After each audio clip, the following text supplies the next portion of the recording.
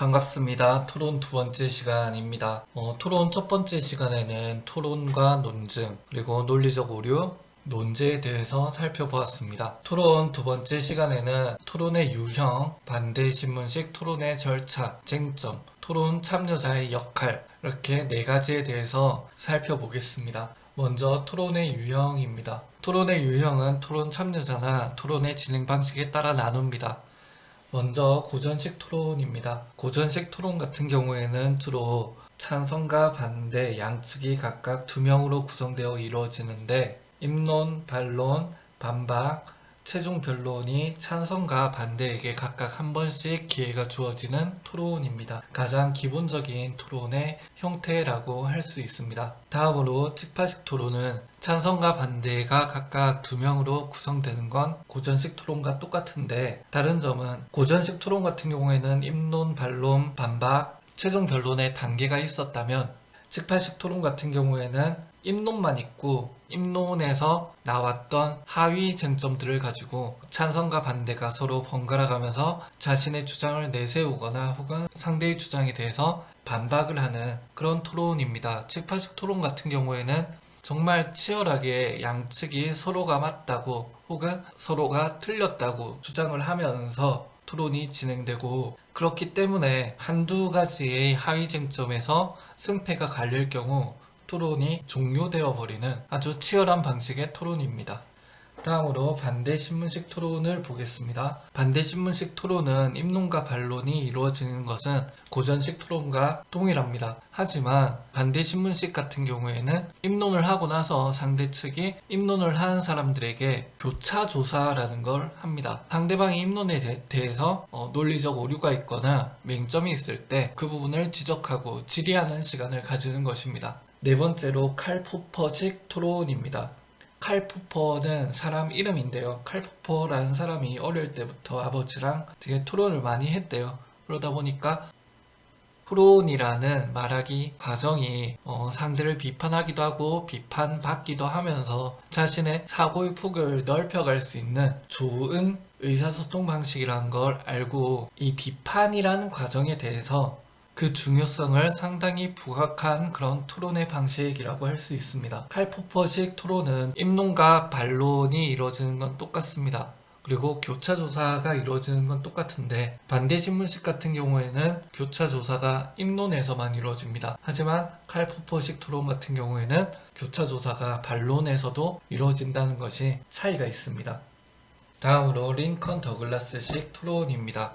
이 토론은 가장 큰 특징이 1대1 토론이라는 것입니다. 링컨이라는 사람과 더글라스라는 사람의 토론에서 비롯된 것인데 찬성을 담당하는 사람과 반대를 담당하는 사람이 각각 한 명씩 밖에 없기 때문에 순간순간에 자기가 입론을 펼치고 들어온 교차조사에 대해서 답변도 해야 되고요. 답변함과 동시에 상대의 입론을 듣고 또 교차조사 질문을 해야 되고 바로 협의 시간 없이 반박을 해야 되는 그런 아주 순발력이 요구되는 토론입니다. 5가지 토론을 봤는데요. 가장 기본적인 토론의 방식은 고전식 토론이고요. 반대 신문식 같은 경우에는 교차조사가 있다는 것이 특징이고 칼포퍼식이나 링컨 더글라스식은 반대 신문식에서 조금 변형 발전된 그런 토론의 형태라고 할 수 있습니다. 칼포퍼식 같은 경우에는 반대 신문식보다는 반론의 과정이 훨씬 강조되는 토론이라고 할 수 있고 링컨 더글라스식 토론은 반대 신문식보다 1대1 토론이기 때문에 토론자의 순발력이 요구되는 토론이라고 할 수 있습니다.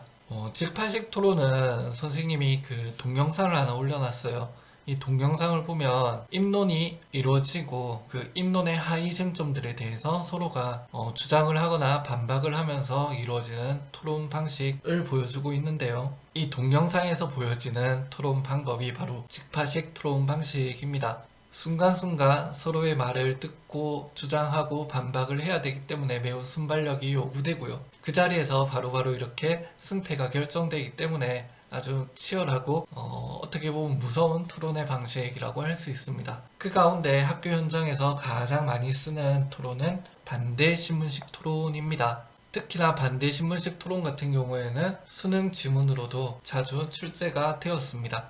그렇기 때문에 우리는 지금 이 반대 신문식 토론의 절차를 중심으로 살펴보겠습니다.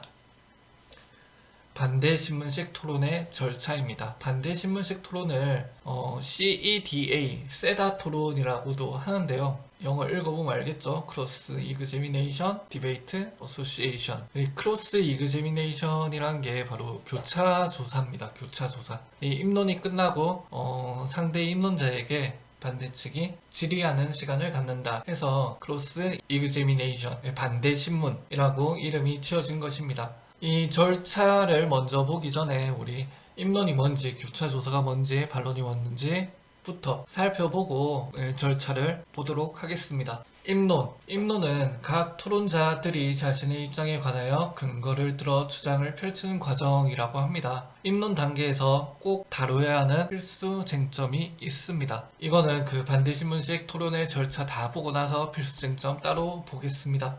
그 다음에 교차조사입니다. 교차조사는 상대의 주장과 논거의 적절성을 평가하기 위해 상대 측 토론자가 입론을 마친 토론자에게 직접 질의하는 과정이라고 되어 있습니다. 보통 입론이 이루어지면 그에 대해서 반대 측이 교차조사를 실시하게 되는데요. 학교 현장에서 이 반대 신문식 토론을 했을 때 이 아이가 토론을 지금 잘 하고 있다라는 걸 알 수 있는 부분이 바로 교차조사의 부분입니다. 학생들이 이 교차조사에서 흔히 하는 실수가 지금 찬성 측의 어떤 입론을 들었는데요. 이 부분에 대해서 이해가 안 갑니다. 다시 설명해 주세요. 뭐 이렇게 얘기를 하거나 이거에 대해서 이야기를 했는데 그게 뭐였죠? 이렇게 묻거나 혹은 이 점에 대해서는 어떻게 생각하세요? 이렇게 묻는 경우가 있어요. 근데 이렇게 물으면 오히려 교차 조사를 받는 대상한테 훨씬 많은 발언의 기회를 주게 됩니다. 이거는 상대 측을 도와주는 질문이죠.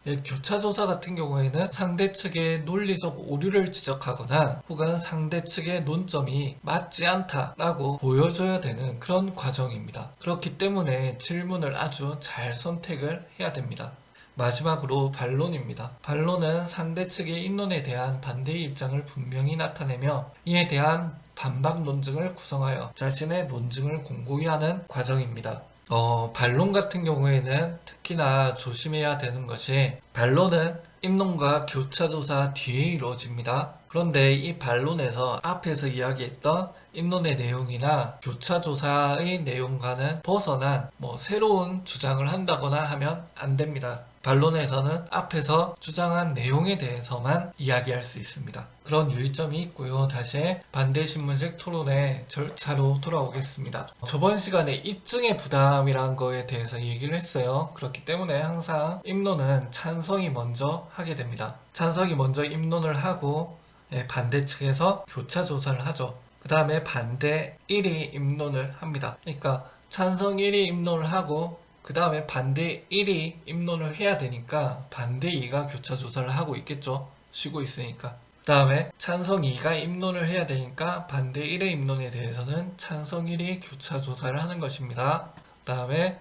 반대 1이 교차 조사를 하고 반대 2가 입론을 하고 찬성 2가 교차 조사를 하고 이렇게 하면 입론의 과정이 각각 찬성 2번, 반대 2번씩 이루어집니다. 그 다음부터 반론의 과정이 이루어집니다. 입론은 찬성 측이 먼저 시작을 했는데 반론은 반대 측이 먼저 시작을 하게 됩니다. 반박의 경우에는 반대 신문식 토론에서는 교차 조사가 없습니다. 칼포퍼식 같은 경우에는 반론이 이루어지고 교차 조사가 이루어집니다. 하지만 반대 신문식은 반론이 이루어지고 반론 하고 토론이 끝납니다. 특이할 점은 반론의 경우에는 반대가 먼저 시작하기 때문에 결국 마지막 반론도 찬성이 하게 된다는 것입니다. 찬성이 시작해서 찬성이 끝낸다. 이게 반대 신문식 토론의 절차입니다.